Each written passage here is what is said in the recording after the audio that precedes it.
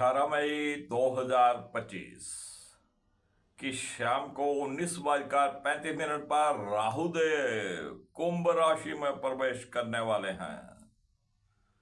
और कुंभ राशि में जब राहु देव रहेंगे तो बृहस्पति देव मिथुन राशि में रहेंगे और बृहस्पति देव नवम दृष्टि से राहु को देखेंगे और राहु देव पंचम दृष्टि से बृहस्पति देव को देखेंगे। और राहु देव कुंभ राशि में 18 महीने तक रहने वाले हैं। और ये कुंभ राशि के राहु देव वृश्चिक लग्न के लिए क्या फल करेंगे, इसी के ऊपर आज हम चर्चा करने वाले हैं। किन बातों का ध्यान रखना है, कौन सी सावधानियां रखनी है, क्या उपाय करेंगे। मैं राकेश वशिष्ठ आपको बताऊंगा, बने रहिएगा मेरे साथ वीडियो के अंत तक।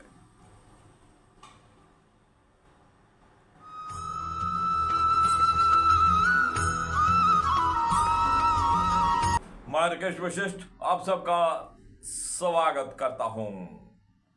बात कर रहे हैं राहु के जो कुंभ राशि में गोचर करने जा रहे हैं और ये गोचर वृश्चिक लग्न के लिए क्या फल करेगा, इसी के ऊपर चर्चा करेंगे। वृश्चिक लग्न के चतुर्भाव में राहु देव गोचर करने वाले हैं। चतुर्भाव हमारी माता श्री का, हमारे कंफर्ट्स का, हमारी लग्जरी का, हमारे भूमि वाहन और घर परिवार के सुख का। अब राहु का चतुर्भाव में जाना, जबकि जो माना जाता है कि जो चतुर्भाव में जब राहु देव जाते हैं तो शांत रहते हैं, लेकिन राहु जैसे ग्रह कब अपना विकराल रूप दिखा दें, ये कुछ समझ में नहीं आता। लेकिन राहुदेव नेगेटिव ग्रह हैं, प्रथाजनक ग्रह हैं, सेपरेटिव ग्रह हैं। यहां बैठेंगे वहां के जो फल है उससे हमको दूर करेंगे। तो चतुर्भाव में जब राहुदेव रहेंगे तो माता श्री की सेहत में कुछ ना कुछ उतार चढ़ाव देंगे। आप वृश्चिक लगन वालों के साथ कुछ ना कुछ मन मुटाव की स्थिति भी हो सकती है अपनी माता श्री के साथ। घर परिवार के सुख में भी कहीं ना कहीं आपको कमी महसूस होगी। कोई कारण कोई भी हो, आप अपने परिवार का पूर्ण सुख नहीं ले पाएंगे। बेशक आप बिजी हों, बेशक आप अपने काम में व्यस्त हों, कोई कारण बने, लेकिन आप अपने परिवार का पूर्ण सुख नहीं ले पाएंगे। किसी भी प्रकार के, कोई आप भूमि लेना चाहते थे, कोई प्लॉट लेना चाहते थे, घर लेना चाहते थे, कोई गाड़ी लेना चाहते थे, ऐसे कार्यों में राहुदेव कुछ न कुछ रुकावटें खड़ी करेंगे। ये कार्य आपका डिले होता जाएगा और इन चीजों को जब भी आप खरीदें बहुत सोच समझ कर खरीदें। कोई पुरानी गाड़ी आपको लेनी है, कोई पुराना बाइक लेना है, तो निश्चित रूप से आप उसकी पूरी इंक्वायरी कर लें।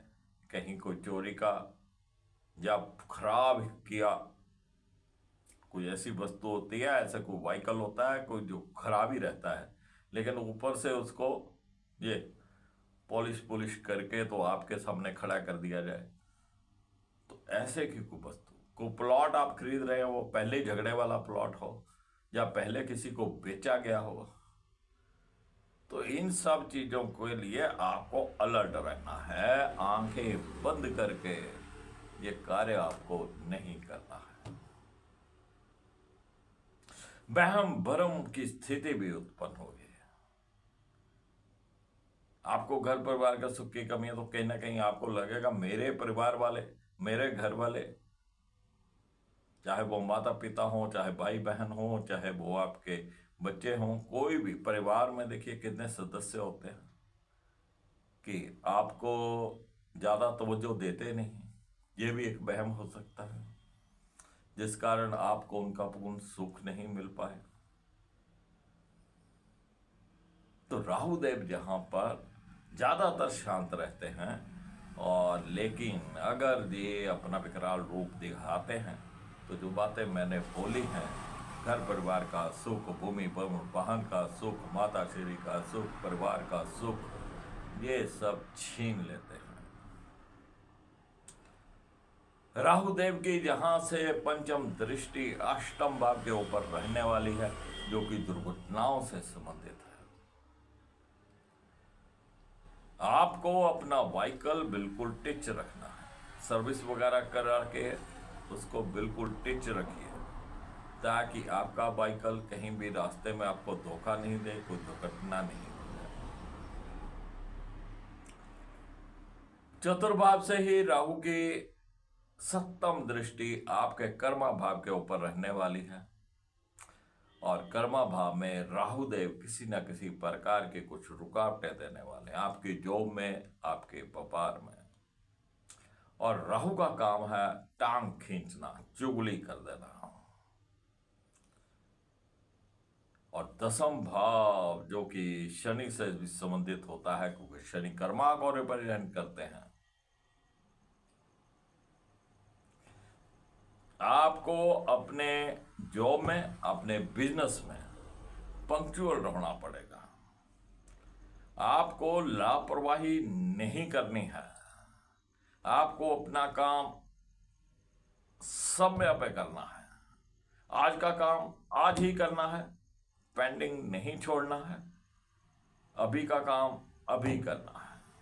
पेंडिंग छोड़ोगे, आलस करोगे, तो राहुदेव यही तो चाहते हैं कि आप गलती करें और आपकी शिकायत शनिदेव से करें, और शनिदेव आपको कर्मा के अनुसार फल दें, और फिर आपकी टांग खींच दी जाएगी, चुगली निंदा आपके खिलाफ आपके बॉस को कर दी जाएगी, फिर प्रॉब्लम्स क्रिएट होंगे।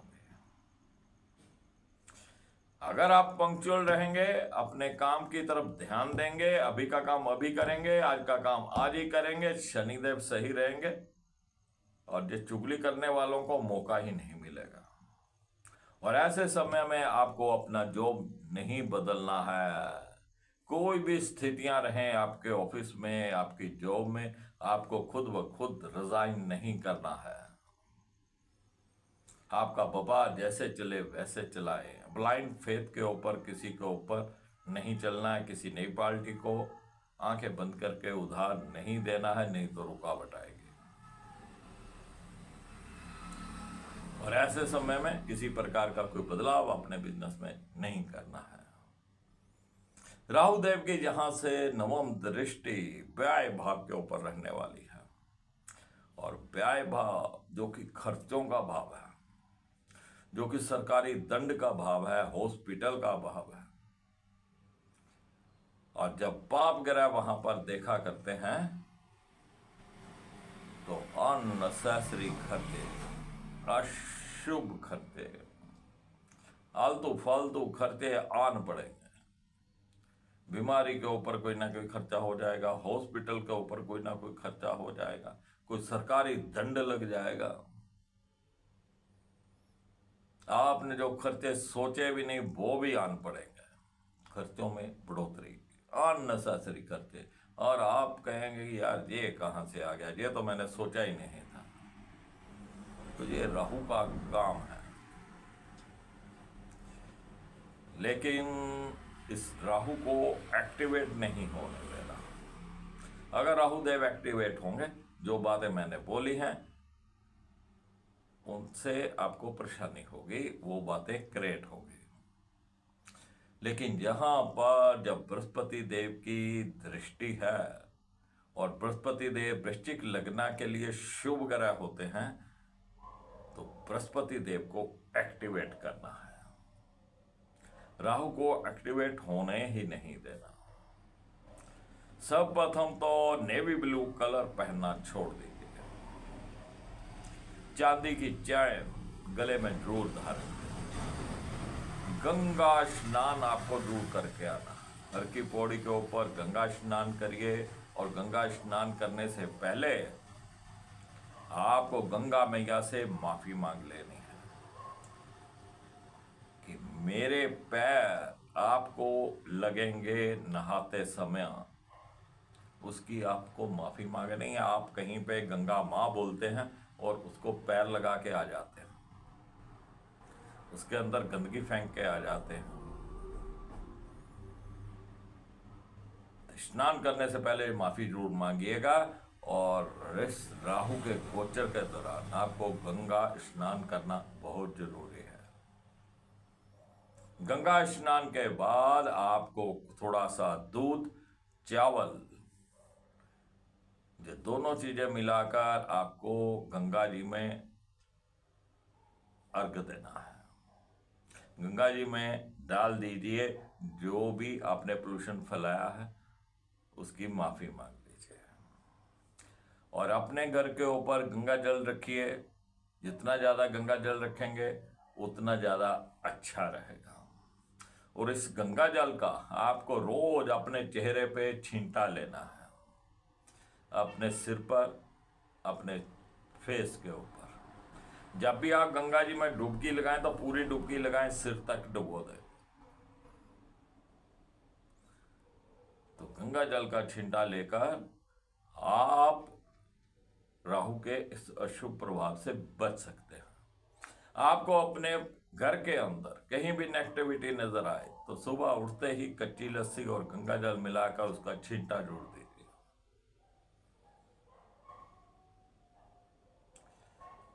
400 ग्राम सूखा धनिया, 400 ग्राम सूखा धनिया चलते पानी में जल प्रवाह करिएगा। आपको टॉयलेट नया नहीं बनाना है, नया टॉयलेट आपको बनाना नहीं है, पुराना टॉयलेट तोड़कर ठीक नहीं करवाना है। अगर आप ऐसा करेंगे राहुदेव एक्टिवेट हो जाएंगे, फिर परेशानियां खड़ी हो जाएंगी, फिर सरकारी दंड भी लगेगा।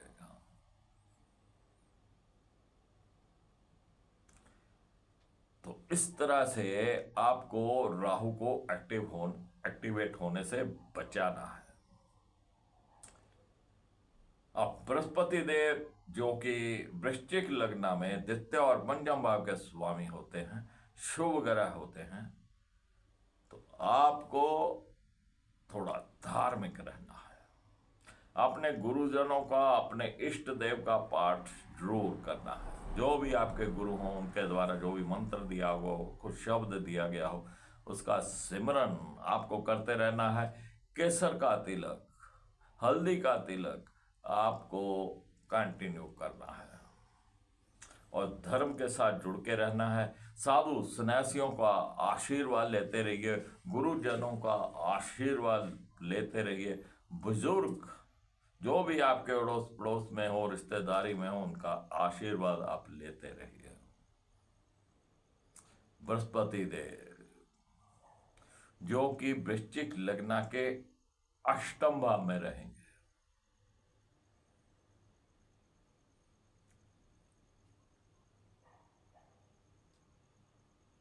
कच्चा सूत आप बाजार से ले लीजिए थोड़ा, उस सूत को एक लच्छा बना लीजिए जो लपेट कर,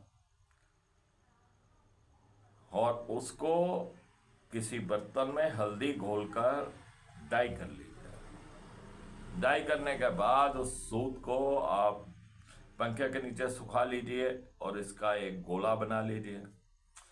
बृहस्पतिवार के दिन आपको ऐसे मंदिर में जाना है जहां मंदिर के अंदर पीपल हो। उस पीपल के तने के चारों ओर आपको 8 चक्कर लपेटने हैं, और धागा तोड़कर वहां छोड़ आइए, पीपल को जल दे आइए। ये 8 रविवार आप कर दीजिए। माफी चाहूंगा, रविवार को पीपल को जल नहीं देते हैं, आपको 8 बृहस्पतिवार करना है। और ये धागा भी आपको बृहस्पति बार लपेटना है।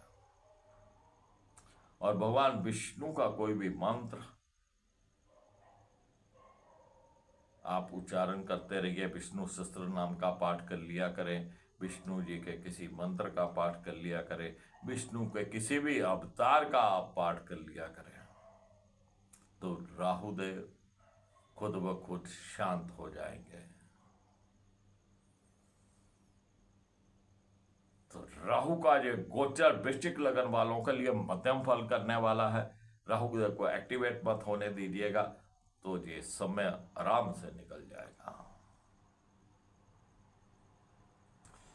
जो फ्रेंड पहली बार इस चैनल के ऊपर आए हैं उनसे गुजारिश है कि वो चैनल को सब्सक्राइब कर ले।